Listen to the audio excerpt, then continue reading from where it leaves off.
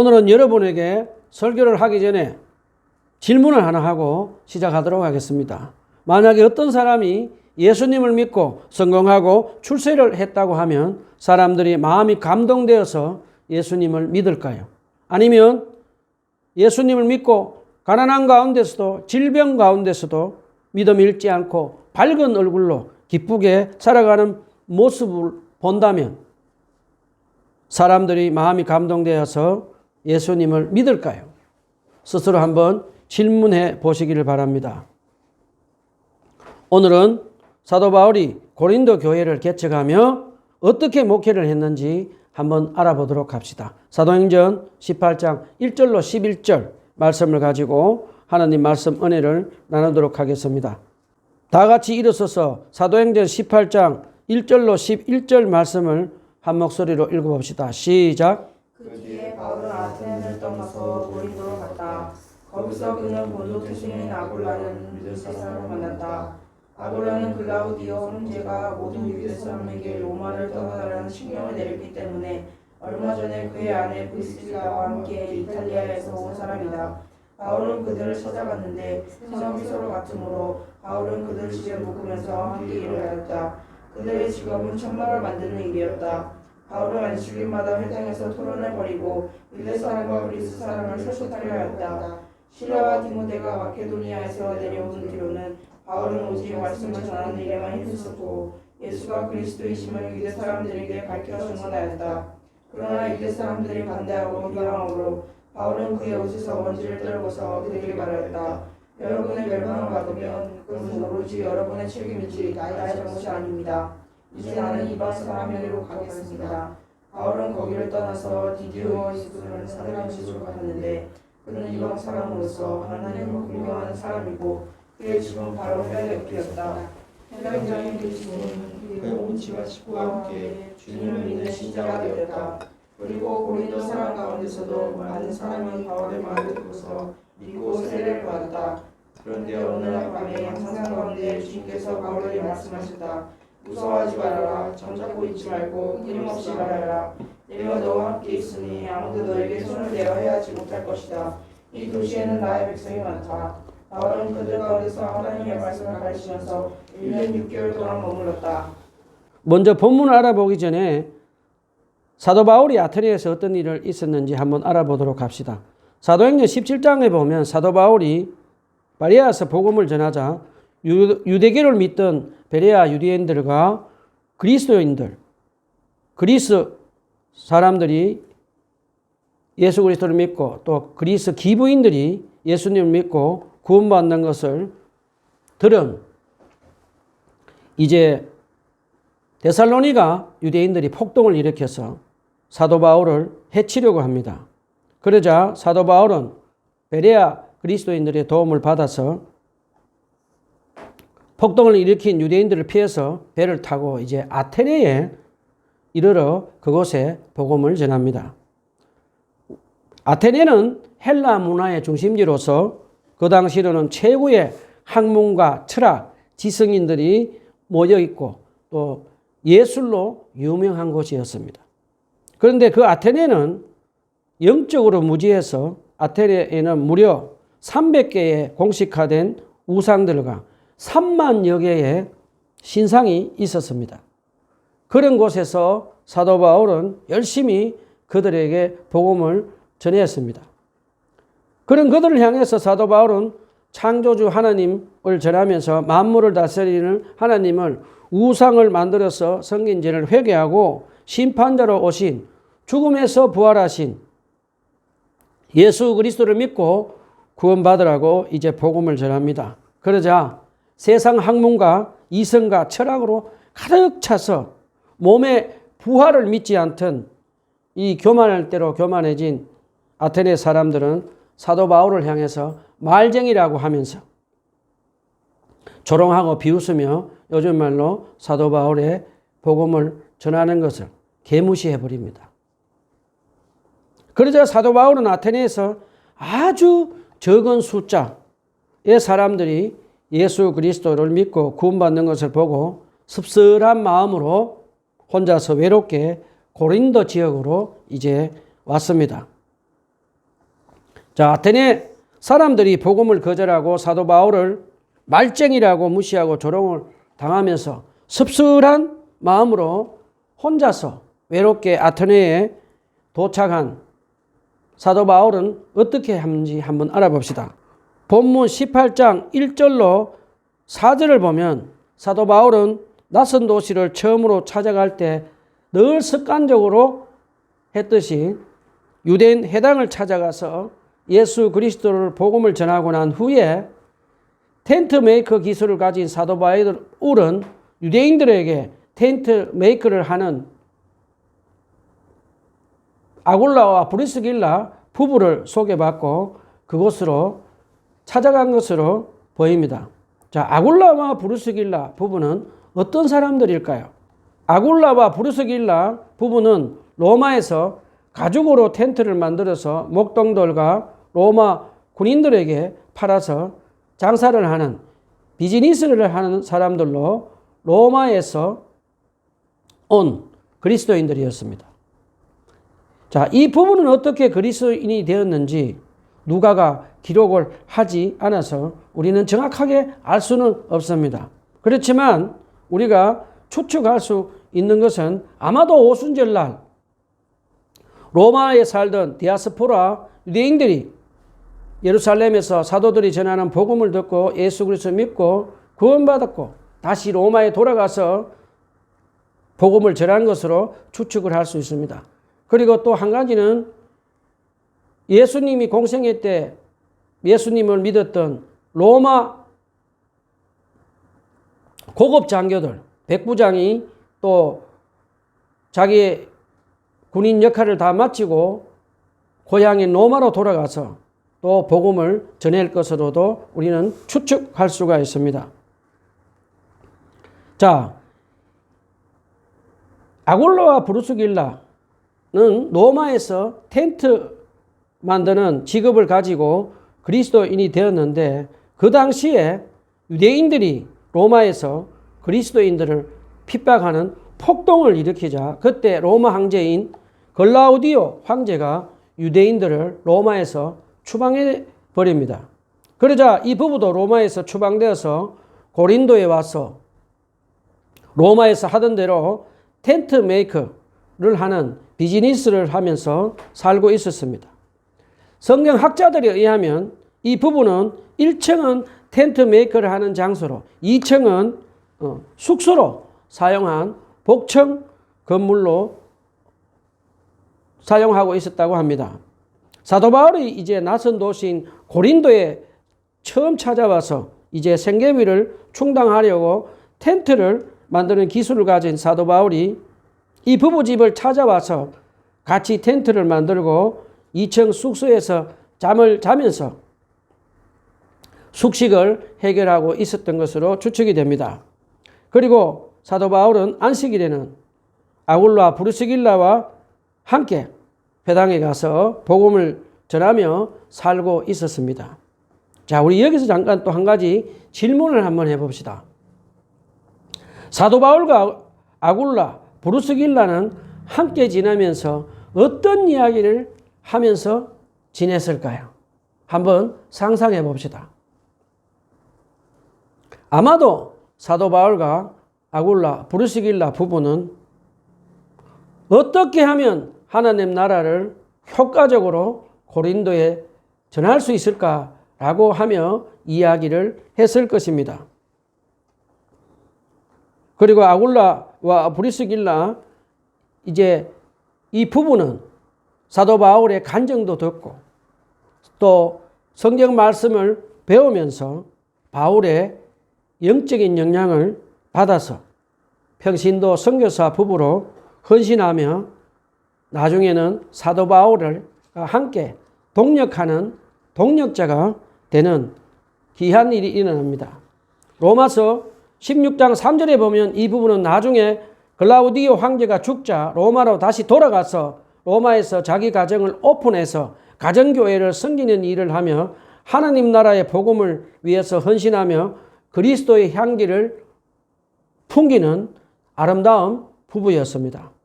자, 우리는 여기서 아굴라, 브리스길라 이 평신도 부부를 통해서 예수 그리스도의 복음을 전하는 것은 사도들과 목사, 선교사, 성직자들만 하는 것이 아니라 성령 충만한 모든 평신도 제자들도 직업을 가지고 복음을 전하며 산 것을 우리는 이 초대교회를 통해서 배울 수가 있습니다.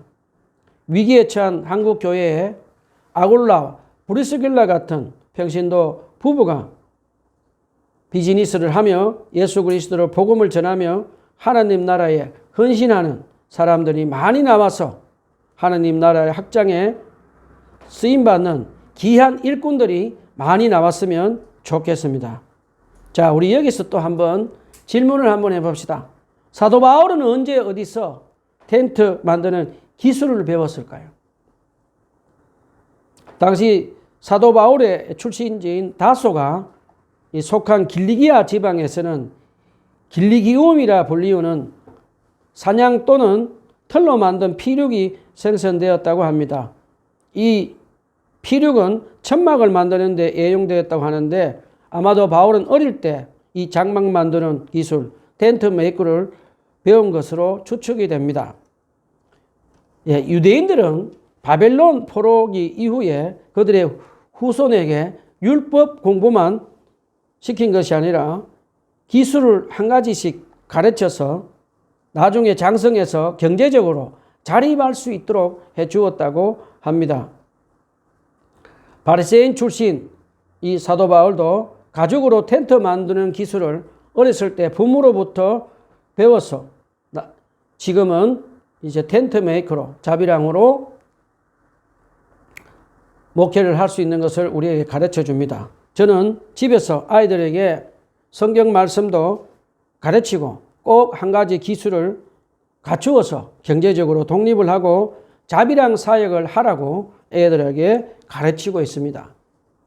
자, 사도 바울은 언제부터 텐트 메이커를 하며 복음을 전하며 자비랑으로 교회를 개척을 했을까요?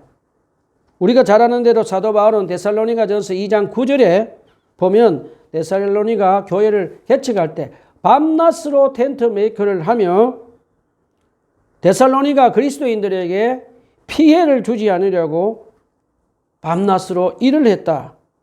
그러면서 노동을 하며 생계비를 충당하고 안식일 나는 유대인 회당에서 예수 그리스도의 복음을 전거했다라고 데살로니가전서 2장 9절에 기록을 하고 있습니다. 그리고 사도 바울은 오늘 본문에 나오는 말씀처럼 고린도 교회에서 아굴라, 브리스길라 부부와 함께 평일에는 텐트 만드는 노동을 하고 생계비를 불고 안식일 날에는 회당에서 예수 그리스도의 복음을 전한 것을 우리에게 가르쳐 줍니다. 그리고 또 사도 바울은 나중에 사도행전에 보면 에베소 교회를 개척할 때도 평일에는 텐트 만드는 노동을 해서 가난한 에베소 그리스도인들에게 그 자기가 번 생계비를 나누어 주고 구제하는 일을 하고 안식일 날에는 예수 그리스도의 복음을 전하며 살았던 것을 우리가 알 수가 있습니다.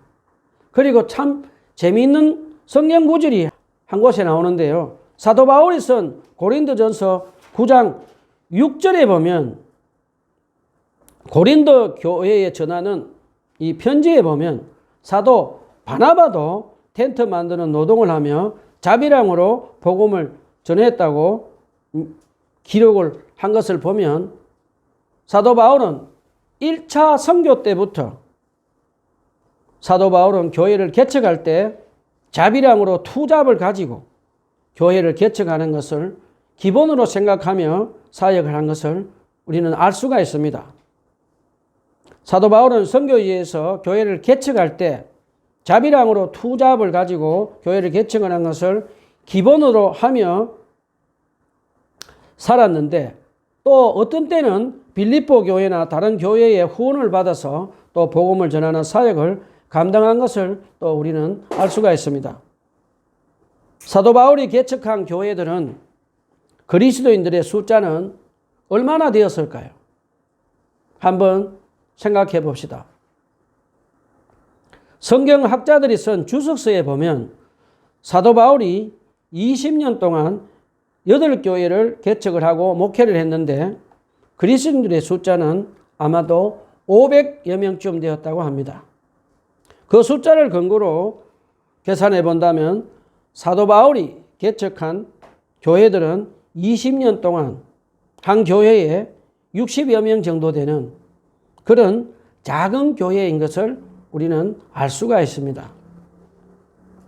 사도 바울은 목숨 걸고 예수 그리스도의 복음을 전하고 교회를 개척할 때 사람의 숫자에 적고 많음에 연연하지 않고 그리스도인 사람들에게 예수 그리스도의 제자답게 좁은 길, 십자가의 길로 가며 환난을 두려워하지 말고 천국 시민답게 살도록 가르치며 마치 어머니가 아기를 출산하는 해산의 고통을 감내하며 아기를 출산해서 아기를 양육하는 수고를 하듯이 사도 바울은 영적으로 새로 태어난 그리스도인들을 출산하는 고통을 감내하며 영적 양육을 하며 키우는 수고를 마다하지 않았습니다. 제가 영국과 미국에서 있었던 경험한 것을 한번 나눠보겠습니다. 우리가 잘 아는 대로 영국은 한동안 전 국민들 97%, 전 국민들이 예수님을 믿고 선교사를 제일 많이 파송한 나라 중에 한 나라였습니다. 그런데 제가 20년 전에 영국 신학교에 공부하러 갔을 때 영국 그리스도인들의 숫자는 전 국민 중에 2%에서 5% 정도밖에 되지 않고 예수님을 믿는 사람들이 아주 적었습니다. 제가 영국 신학교에서 공부를 할 때 50대 후반에 들어선 한 분과 신학교에서 같이 공부를 한 적이 있습니다. 그 여성의 이름은 마린인데 이 마린은 다른 영국 여자들과 달리 늘 웃으면서 외국인인 저를 아주 친절하게 대해주면서 맛있는 초콜릿도 주고 제가 영어 발음을 잘 못하면 고쳐주기도 했습니다. 그리고 메마른 신학교 교실에서 늘 교수님께 질문을 아주 많이 하면서 농담도 많이 하며 교수들과 학생들에게 기쁨을 주는 그런 여성분이었습니다. 어느 날 저와 그녀는 같은 소그룹에 참여해서 왜 신학교에 왔는지, 신학교 졸업하고 무엇을 할 것인데 나누는 그런 이야기를 하는 소그룹 모임에 참여했습니다. 마린의 차례가 되자 중년 여성으로 마린은 자식들을 다 키우고 경제적으로 비교적 여유도 있고 시간도 많았다고 합니다. 그런데 마린이 다니는 영국 교회는 그리스도인들의 숫자가 아주 작았다고 합니다. 그리고 주일날 설교를 할 목사님을 청빙할 그런 형편이 못 되었다고 합니다. 그래서 마린은 하나님께 이 일을 어떻게 해야 됩니까? 기도하고 이제 하나님의 응답을 받아서 남편과 의논해서 자기 돈으로 자비량으로 신학교 와서 공부를 하고 이제 작은 교회, 자기 교회에 성경 말씀도 가르치고 주일날 설교를 하고 이제 자비량으로 목회를 하려고 신학교에 왔다는 말을 들었습니다. 그 다음에 제가 영국 신학교를 마치고 15년 전쯤에 미국 신대원에서 공부를 할 때 저의 집주인 할아버지는 젊었을 때 자비량으로 목회를 했다고 이야기를 들었습니다. 그 할아버지는 젊었을 때 5명의 아이들과 자기 부부를 포함해서 7명의 생계비를 위해서 버스 드라이브를 하면서 주일날에는 가난한 농부들이 모여있는 그 교회에서 설교를 하고 교회에서 주는 사례비를 받지 않고 자비량으로 목회를 하고 이제는 나이가 들어서 은퇴했다는 얘기를 들었습니다. 자, 그럼 지금 우리 한국교회는 어떤 상황입니까? 지금 우리 한국교회는 코로나 팬데믹으로 인해서 큰 교회들은 50% 정도 되는 그리스도인만 남았다고 합니다. 그리고 한국의 작은 교회 70%는 월세를 감당하지 못해서 문을 닫고 말았습니다. 저는 지금 한국에 100명 이상 되는 목사님들은 풀타임으로서 교회에서 사역을 하며 교회에서 주는 사례비를 받으며 생활을 하고 목회를 할 수 있다고 생각을 합니다. 그런데 그 반대로 코로나 팬데믹이 길어지면서 위기에 처한 70%의 작은 교회들과 개척교회는 어떻게 해야 할까요? 한국의 작은 교회 목사님들과 개척교회를 하는 젊은 목사님들은 교회 월세를 감당하려고 이제 택배 배달도 하고 음식 배달도 하고 또 들어는 육체 노동을 하고 노가다를 하는 곳에서 가서 육체 노동도 하고 또 들어는 대리 운전도 하면서 생계비를 벌고 또 교회 월세를 벌어서 감당하면서 또 주일날은 성경 말씀도 가르치고 또 하나님의 말씀 설교를 하면서 복음을 감당하면서 지금 많은 작은 교회 목사님들이 이중직, 투잡을 감당하면서 자비랑으로 목회를 감당하고 있습니다.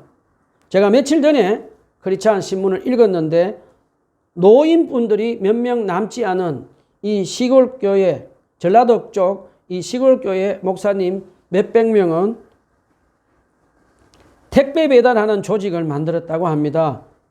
평일에는 월요일부터 금요일까지 시골교회 목사님들은 하루에 5만 원을 벌면서 최소한의 생계비를 버는 노동을 하고 주일에는 작은 숫자의 성도들을 하나님의 말씀을 가르치고 설교를 하며 주님께서 주신 사명을 감당하고 있다는 글을 읽은 적이 있습니다. 저도 2년 6개월 전에 작은 교회를 개척해서 평일에는 노동을 하고 5 식구 생계비를 벌고 금요일 날에는 중보기도도 하고 주일날에는 성경 공부 그리고 설교를 하며 투잡을 하며 자비랑으로 목회를 감당하고 있습니다. 자, 길고 긴 코로나 팬데믹으로 인해서 위기에 처한 한국의 작은 교회들과 개척교회 목사님들은 사도 바울처럼 성령님의 도우심으로 평일에는 노동을 하고 생계비를 벌고 주일에 성경도 가르치고 설교를 하면서 자비랑으로 주님께서 주신 사명을 감당하며 사도 바울처럼 사람의 숫자에 연연하지 말고 계속해서 예수 그리스도의 복음을 전하며 살아야 하겠습니다. 자, 우리 다시 본문으로 돌아갑시다. 자, 혼자서 외롭게 고린도로 온 사도 바울은 텐트 메이커를 하는 아굴라, 브리스길라 부부와 함께 일을 하며 친밀한 교제를 하며 많은 위로를 받으면서 안식일 날 회당에서 복음을 전하며 살고 있었습니다.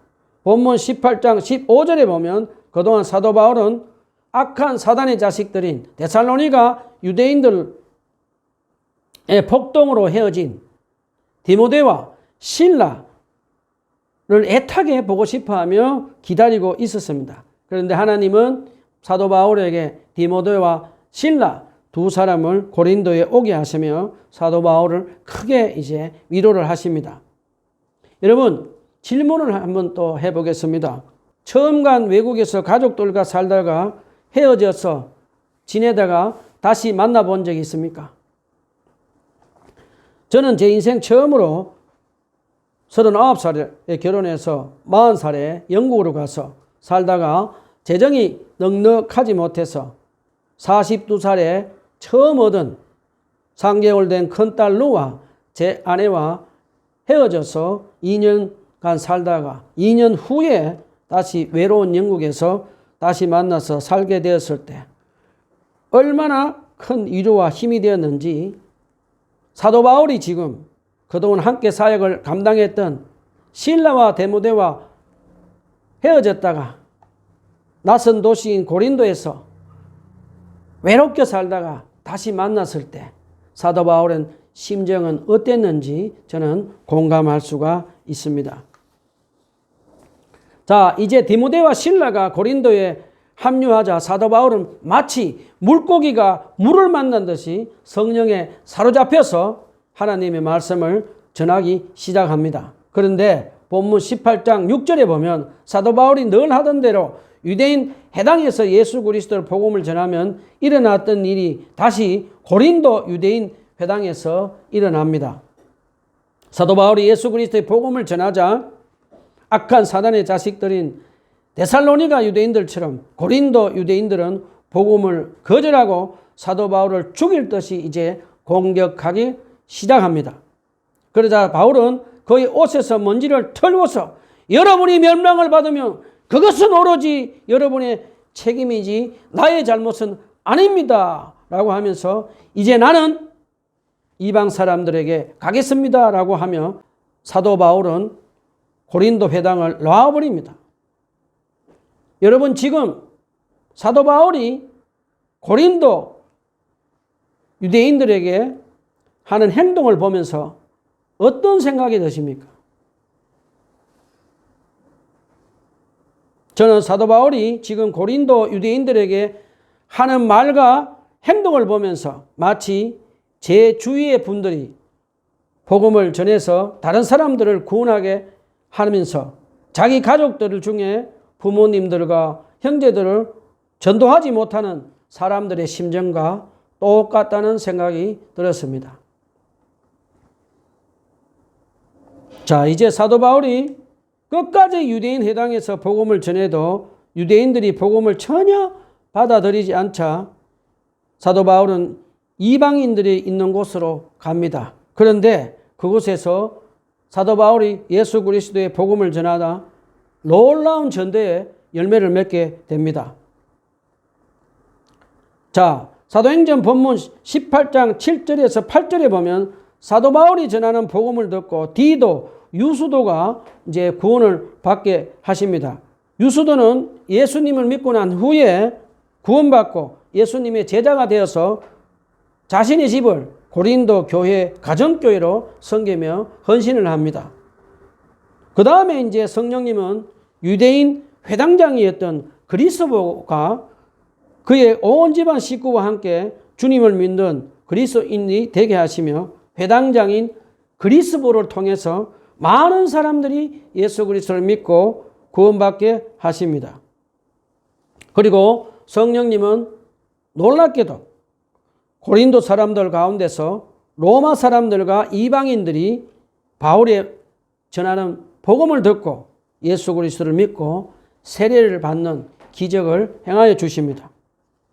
제가 아는 목사님이 시골에 목회를 하시는데 한 성을 가진 집성촌에 들어가서 10년 동안 목회를 하며 복음을 전했는데 단 한 사람도 믿지 않자 목사님은 하나님께 기도하고 그 동네 맞은편으로 가서 교회를 세우자 많은 전도의 열매를 맺었다고 하는 이야기를 들었습니다.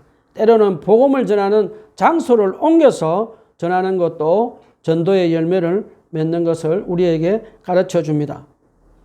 자, 이제 고린도 회당에서 나와서 많은 이방인 전도의 열매를 맺은 사도 바울에게 본문 18장 9절에 보면 주님께서 환상 중에 나타나셔서 사도 바울에게 두려워하지 말고 계속해서 복음을 전하라고 하면서 내가 너와 함께 한다라고 하는 말씀을 하십니다. 왜 주님께서 이런 말씀을 하셨을까? 한번 우리 알아보도록 합시다. 우리 잠깐 여기서 사도 바울의 행적을 잠깐 알아보도록 합시다. 첫 번째는 그동안 사도 바울은 유럽으로 건너와서 복음을 전하면서 빌립보에서 심한 매를 맞고 햇빛도 바람도 잘 통하지 않는 지하 감옥에서 짐승처럼 착고를 차고 고문을 당했습니다. 그리고 감옥에서 나온 사도 바울은 악한 사단의 자식들인 데살로니가 유대인들에게 육지로 바다로 밤낮으로 쫓겨다니기도 했습니다.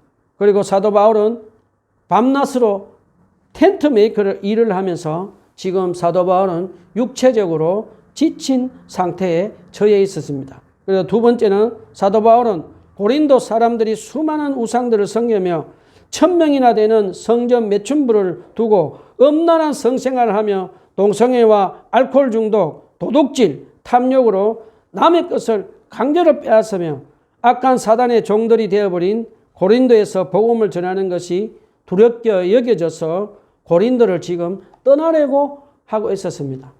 마지막으로 사도 바울은 마음속으로 유대인 회당장 출신 그리스도가 개종해서 많은 사람들이 예수님을 믿게 되자 악한 사단의 자식들인 고린도 유대인들이 폭동을 일으켜서 사도 바울을 잡아서 죽일까 봐 지금 사도 바울은 믿음을 잃어버리고 있었습니다. 사도 바울은 지금 육체적으로 영적으로 지쳐서 탈진 상태가 된 것을 우리가 알 수가 있습니다. 나중에 사도 바울이 고린도에 교회에 쓴 편지인 고린도전서 2장 1절로 5절에 보면 사도 바울이 고린도 교회 복음을 전할 때 심히 두렵고 떨리는 심정으로 전했다고 고백을 한 것을 보면 이때 사도 바울이 얼마나 죽을까 봐 두려워서 두려움에 떨고 있었는지 우리가 짐작을 할 수가 있습니다. 자, 사도 바울이 유대인들의 핍박과 고난으로 인해서 사도 바울은 지금 육체적으로 영적으로 믿음을 잃어버리고 큰 두려움에 빠져 있었습니다. 그래서 주님은 사도 바울이 믿음 잃어버리고 유대인들에 잡혀서 죽을까 봐 큰 두려움에 빠져서 악한 사단에게 빼앗긴 고린도에서 예수 그리스도의 복음을 전하는 것을 두려워하지 말고 담대하게 계속해서 복음을 전하라는 거 하시며 고린도를 떠나지 말고 계속해서 복음을 전하라고 하십니다. 그러면서 주님은 본문 18장 10절에서 내가 너와 함께 있을 테니 아무도 너에게 손을 대서 해하지 못할 것이다. 이 도시에는 내 백성이 많다라고 말씀을 하십니다. 자, 주님은 유대인에게 붙잡혀 죽을까 봐 두려워서 믿음 잃어버리고 수많은 우상들과 음란한 짓을 하며 사는 고린도에서 복음을 전하지 못하고 있는 사도 바울에게 주님이 두려워 말라 내가 너와 함께한다 아무도 너를 해치지 못한다 라고 말씀하시며 두려움에 빠진 사도 바울에게 믿음의 용기를 가지고 다시 성령의 능력으로 그토록 떠나고 싶던 고린도 교회에서 1년 6개월 동안 머물면서 다시 계속해서 복음을 전하게 하십니다.